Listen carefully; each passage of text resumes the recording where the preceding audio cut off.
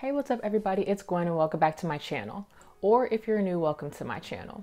So in today's video, I'm going to be doing a chit chat get ready with me / med school life update / life in general update. I really hope you guys enjoy it. If you do, be sure to hit the like button and subscribe. Also be sure to turn on all your notifications and follow me on Instagram at SoNaturallyGwen. All right, let's get started. Okay, let's get started. So I'm going to be doing hair and makeup. Okay, so for those of you who don't know me, hi, my name is Gwen. So yes, I am a 4th year med student now, which is crazy. So yes, compared to last year, some things do kind of change, but also some things kind of stay the same. Med school is 4 years long. During your first 2 years, you're in the classroom learning like in books, and then 3rd and 4th year, you go out into different hospitals and basically figure out what type of doctor you want to become. So yeah, that's like 3rd year. And then 4th year, you kind of go through with applying to certain programs where you become a resident and you'll be trained in that particular specialty. So as you could probably imagine, with this new pandemic rather, that kind of affected things, to say the least. And I definitely think it did.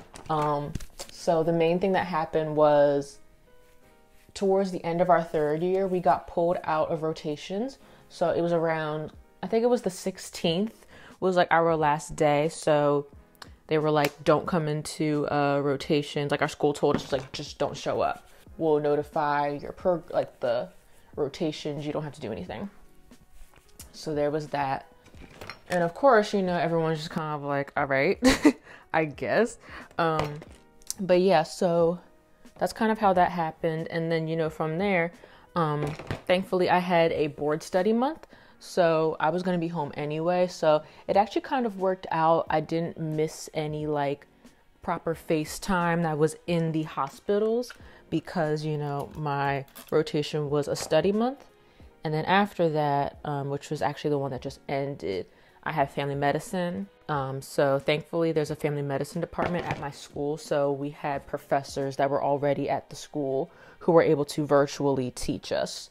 Thankfully I had gotten a lot of the hands-on rotations already done, like surgery and things like that. Things where it's kind of hard to supplement that virtually. I was able to get that experience in already. So I was really, really grateful for that. So it kind of worked out.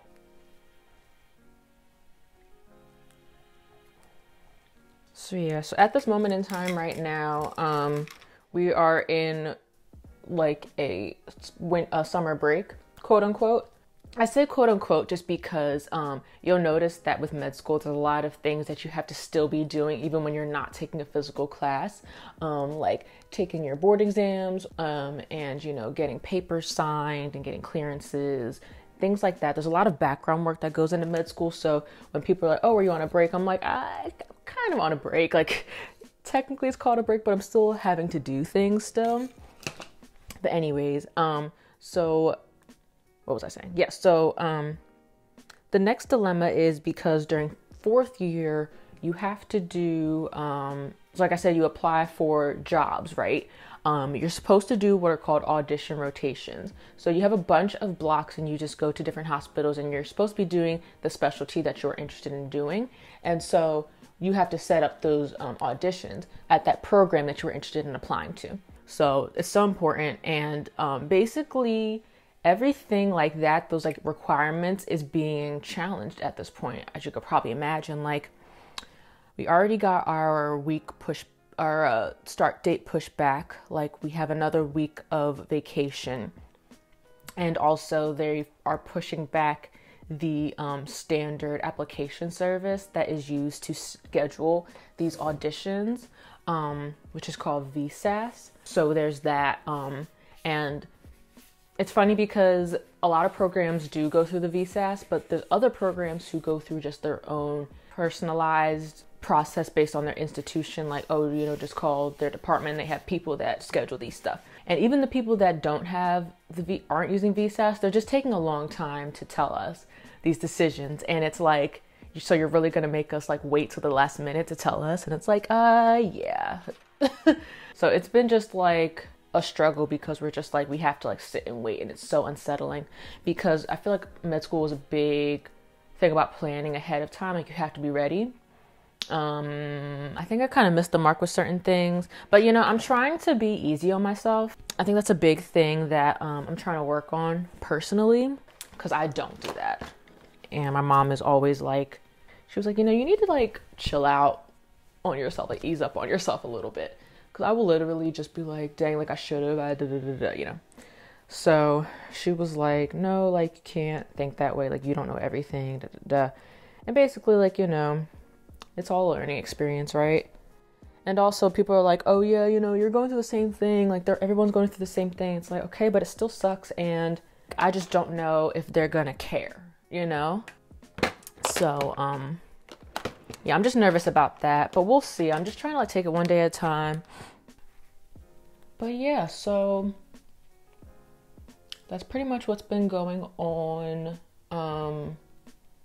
Another thing with changes is our board exams. So in order to apply to these programs, you have to have certain tests taken. And so I've had my tests rescheduled 2 different times now. As you can see, it's like I get a break now, which is why I'm starting to film a little bit. But I am going to start up studying again, hopefully. It just sucks because, you know, you're just wanting to get the thing done. But yeah, so as far as like the cancellations and stuff, I'm just kind of rolling with the punches. And then I think another important thing is the PPE thing. So my school is actually, I think they're trying to work to get PPE for the students, which they should. I pay so much in tuition. You better give me PPE for free, you know? Ooh, Lord. So yeah, that's honestly pretty much all I have to say about med school. I've been having to do virtual classes. I've been having to roll with the punches as far as like cancellations and things getting pushed back. And I've had to just, you know, accept the fact that I'm probably going to be preparing for things up until I get answers. And I have to be patient with everything.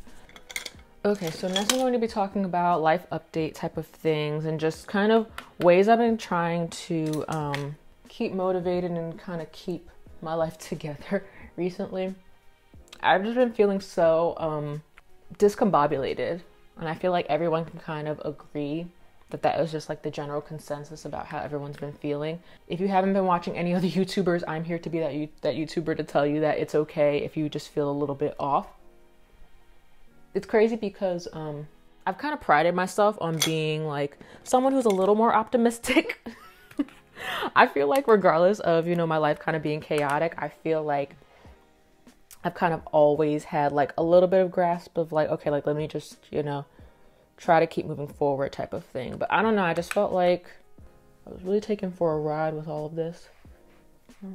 So yeah, the main thing I could say is just to stay organized, especially if you're a student. I got back into bullet journaling. So yes, this is my bullet journal that I got from Walmart, and it's actually like the one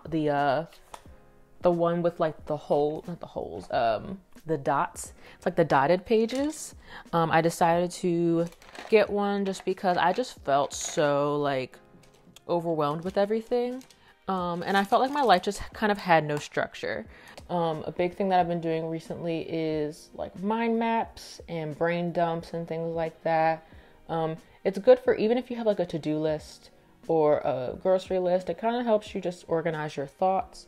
It was good. I kind of went back and mapped out like my New Year's resolutions and just little habits I want to change and things like that. I feel like, you know, I feel like this quarantine thing has been like a really inevitable way for us to like do some inner work. I definitely think that mind mapping, bullet journaling is good, especially if you're visual like me. It can kind of just help you, you know, figure out what type of direction you want to go into each day and, you know, just kind of think about your purpose because when your life has less structure, I just think it's a lot easier to get like off track. So yeah, next thing I've been doing is talking and facing my emotions head on. So that can be through talking to someone or writing things out like in a journal. So I've been using my mom a lot.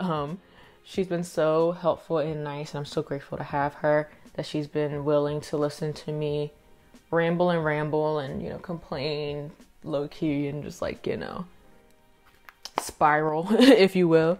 But yeah, so find a trusted source and, you know, use them to talk about your feelings.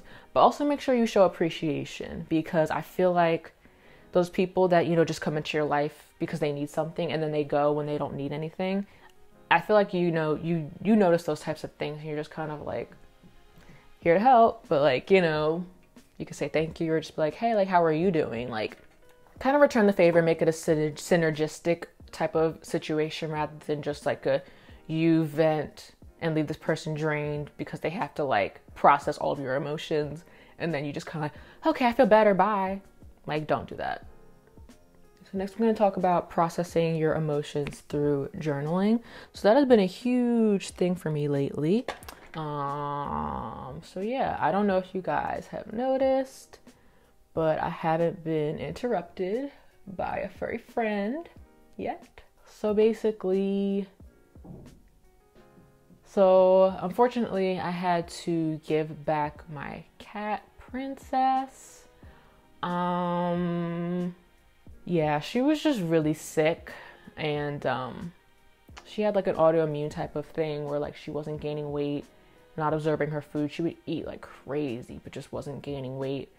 Yeah, I haven't cried that much in like so long. I actually tried to film this before and I did shed a tear on camera, but I think I don't have any tears left to cry, in the words of Ariana Grande. But yeah. So yeah, but a big thing that helped me to process those emotions was journaling and just kind of like talking about it to myself almost. Because I talked to it a lot about, you know, I talked about it a lot to a lot of different people, which was helpful. But I don't know, I felt like, you know, writing it out like by myself kind of also helped as well. So yeah, like one night I had like a really, really, really hardcore like journal session, like crying. It was just crazy, but you know, it really did help. I've been watching this YouTuber. I used to watch her a lot, fell off, but now I've been watching her videos again.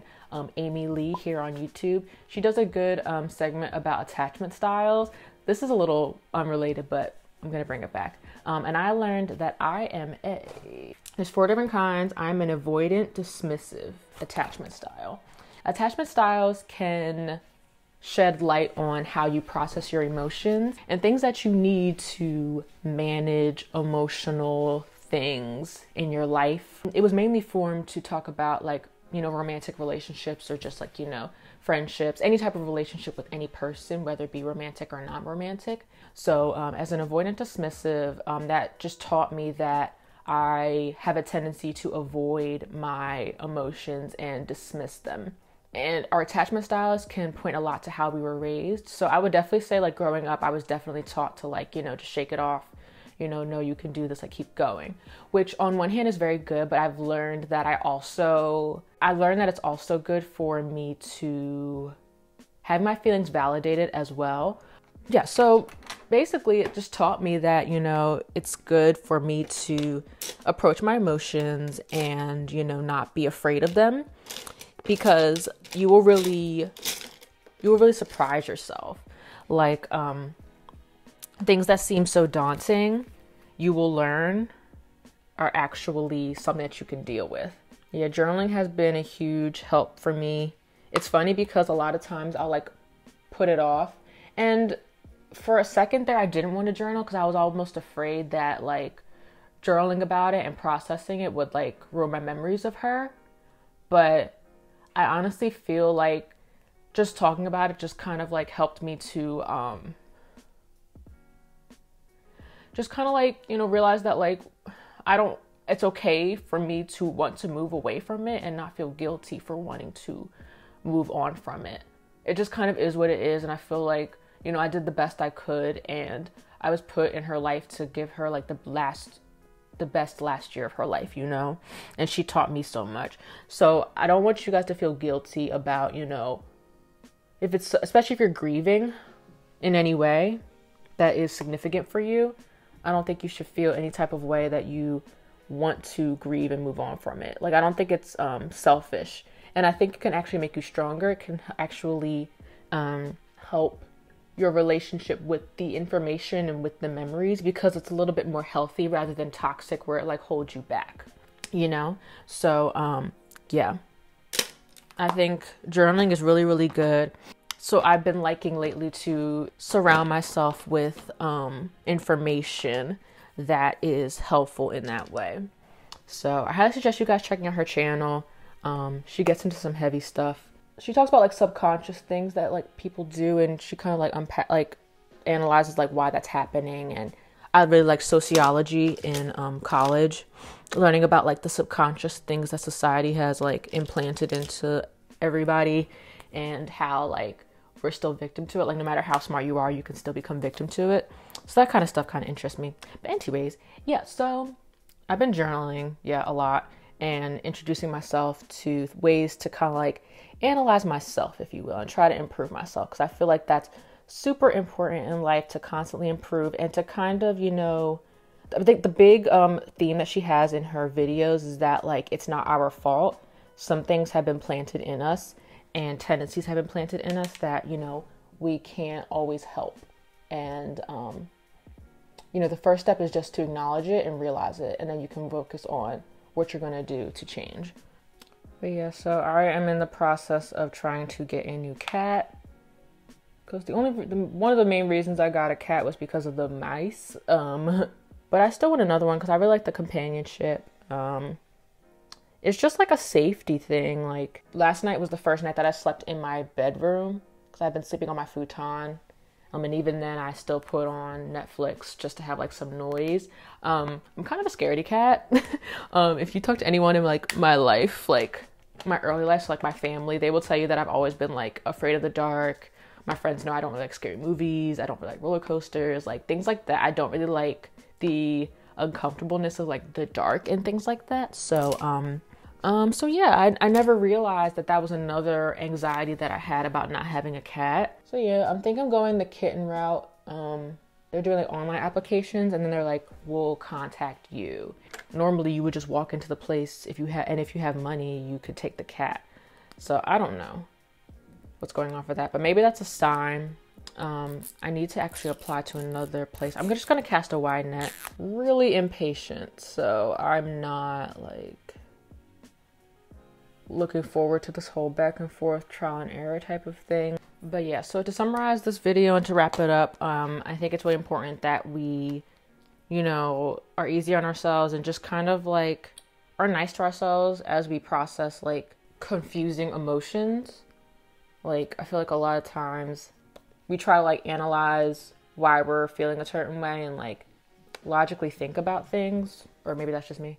I feel like I tend to rely on logic when I'm trying to process my emotions, but I think it's important that right now we just kind of like give ourselves like a day or two to like just be an emotional wreck, whatever that may look like for other people.